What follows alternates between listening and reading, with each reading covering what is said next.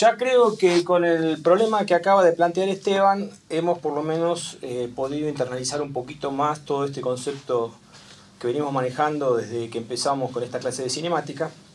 Y sobre todo, hemos podido de alguna forma ponderar la importancia que tiene la representación, la importancia que tiene poder representar los vectores donde hay que representarlos y reconocer cuál es su módulo, cuál es su dirección, cuál es su sentido, reconocer si varían o no varían, que es en definitiva el objetivo que tiene la mecánica, tratar de encontrar las variaciones. Si no hay variación, lógicamente no hay movimiento. El movimiento implica cambio y nosotros tenemos que poder medir esos cambios. Cambios de posición que dan lugar a velocidades y cambios de velocidades que dan lugar a aceleraciones. ¿Con esto qué quiero decir? Que nosotros en la primera clase definimos lo que era el concepto de posición, RDT, vector que va del origen al punto que ocupa la partícula. Y esto da lugar a que en la medida que la partícula se mueve, lógicamente las coordenadas X y las coordenadas Y van cambiando. No olviden de que hemos dicho que vamos a trabajar con movimientos planos hasta nuevo aviso. Si yo derivo este vector, es decir, si yo averiguo cómo varía este vector, obtengo lo que conocemos como velocidad, que lógicamente tiene dos componentes, una componente en X y una componente en Y. Y si estudiamos cómo varía la velocidad, llegamos a la conclusión de lo que es la aceleración de la partícula. Ahora bien, este es el camino racional que hemos seguido y este es el sentido que le hemos dado a este camino. Es más, en el problema que acaba de resolver Esteban, justamente partimos de un problema que, como bien le dijo Esteban, estaba resuelto para la física. ¿Estaba resuelto por qué? Porque partíamos del conocimiento de las ecuaciones horarias. ¿Cómo se había arribado a las ecuaciones horarias? Es otro problema a ser analizado. Pero en ese problema que analizó Esteban, estaban dadas las ecuaciones horarias y fue fácil derivar y obtener la velocidad de la partícula y la aceleración de la partícula. Entonces ahora instauramos la siguiente pregunta. O sea, de alguna forma u otra es momento de preguntarnos lo siguiente. Si conocemos la aceleración,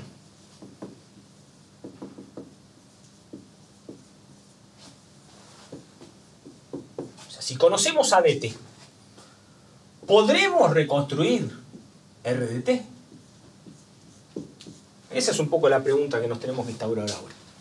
¿Y por qué decimos esto? Porque nosotros vamos a ver que la mecánica clásica, que está basada en los denominados principios de Newton, dan cuenta de aceleraciones. O sea, los principios de la mecánica nos van a permitir relacionar las causas del movimiento, que son las fuerzas.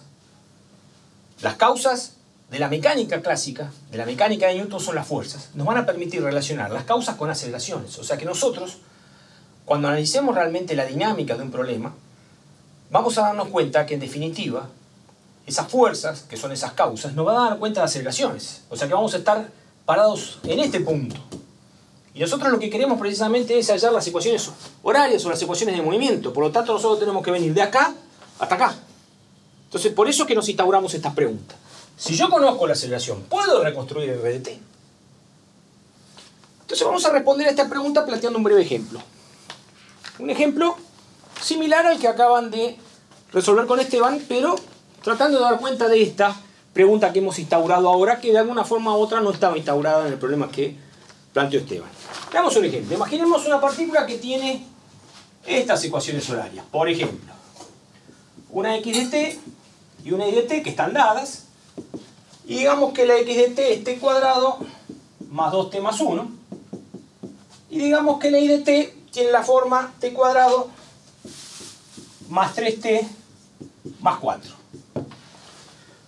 Fíjense que acá se ve bien claro de que no tenemos esa particularidad que teníamos en el problema que resolvió Esteban, en donde era muy fácil, de alguna forma u otra, reconocer que atrás de estas ecuaciones había una recta como trayectoria. Estas son ecuaciones que, si bien son parábolas las dos, son un poquito más libres. No estoy analizando en este momento cuál es la trayectoria que esconden estas ecuaciones horarias. Entonces vamos a seguir los pasos hacia adelante y vamos a ver si podemos volver para atrás. Si derivo una vez, si yo derivo una vez, obtengo b de t.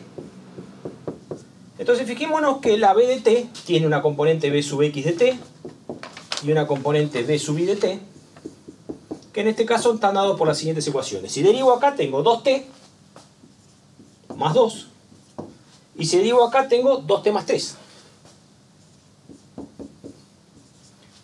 interesante ver que ahora, no tengo que la componente x es igual a la componente y para todo t. Por lo tanto, no estoy en la particularidad que estaba en el problema anterior de una trayectoria en una recta.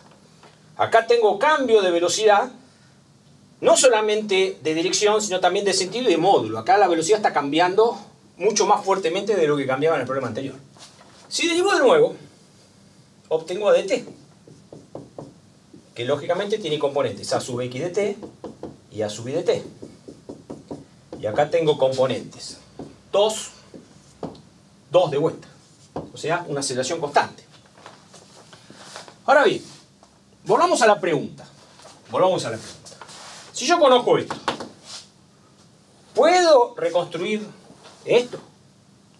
Entonces lo que vemos acá, que en primer lugar, yo para pasar de acá a acá, puedo pasar integrando, pero básicamente hay algo que yo estoy perdiendo al derivar, que son estas dos cosas.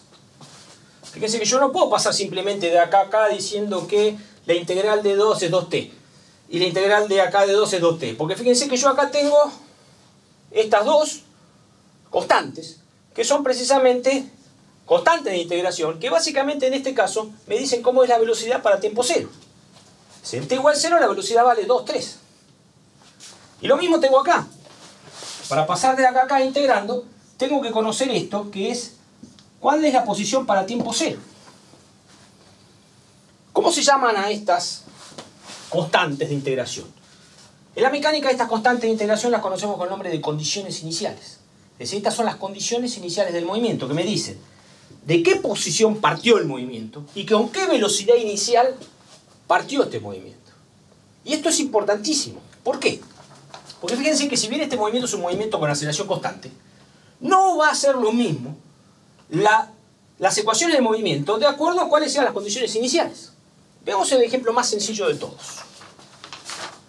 que dicho sea de paso lo vamos a ir introduciendo, que es el caso del movimiento de un proyectil cerca de la superficie de la Tierra. Esto es un proyectil, un cuerpo, y que se mueva cerca de la superficie de la Tierra es esto. Por ejemplo, yo estoy tirando este proyectil, arrojándolo cerca de la superficie de la Tierra. Ahora bien, ¿qué quiero decir con esto? Fíjense lo siguiente. Nosotros sabemos, y debemos ir sabiendo, que existe algo como que se denomina la aceleración de la gravedad. Todo el mundo habla de la aceleración de la gravedad. Por más que no todo el mundo, o son muy pocas personas las que realmente conocen de qué estamos hablando. Que no es lo mismo que conocer realmente qué es la gravedad. Hoy en día yo les podría decir que la ciencia o la física no tiene mucho conocimiento respecto de lo que es la gravedad. Pero sí sabe de qué se trata. Tal vez no puede explicar el porqué de la gravedad, pero sí sabe de qué estamos hablando. Cuando yo arrojo un proyectil como este, una vez que parte de mi mano, el proyectil se mueve con aceleración constante.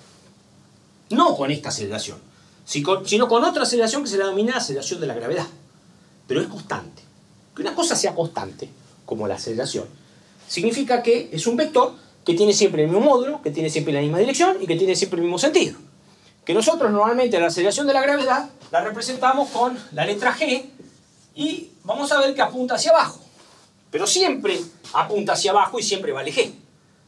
Ahora bien, fíjense lo siguiente. Yo arrojo el proyectil ¿de dónde? De acá, de mi mano. De mi mano. ¿Cuál es la condición inicial? Y la condición inicial es que la posición inicial es mi mano, donde esté mi mano.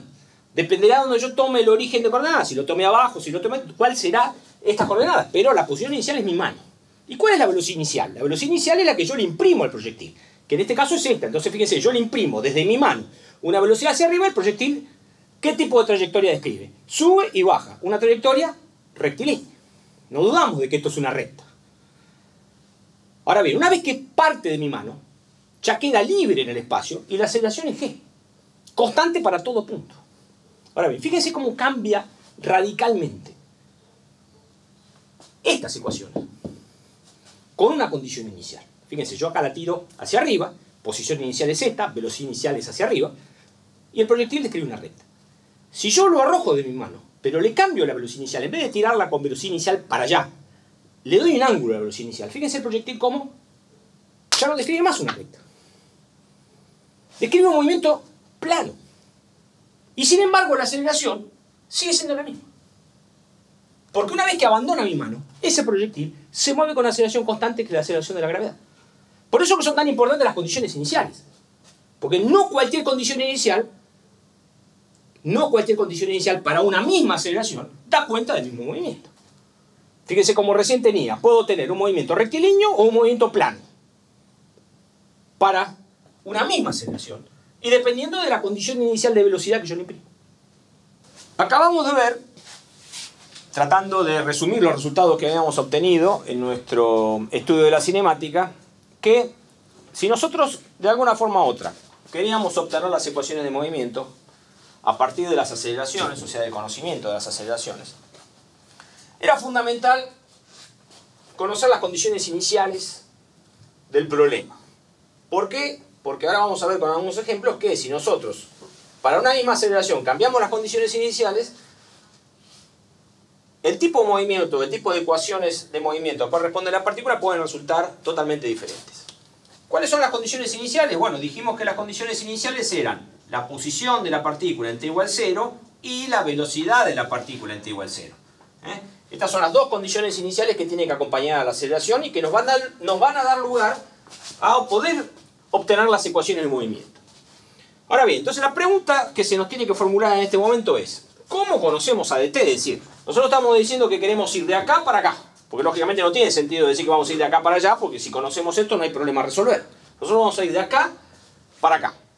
Las condiciones iniciales ya nos podemos dar cuenta que es la posición inicial y la velocidad inicial de la partícula. Entonces, ¿cómo conocemos la aceleración? O sea, esta es la pregunta: ¿cómo conocemos la aceleración? Entonces tenemos que ir a las raíces de la mecánica clásica. La mecánica clásica, también conocida como mecánica de Newton. En la mecánica clásica o en la mecánica de Newton, las aceleraciones están totalmente vinculadas con las causas, con las fuerzas.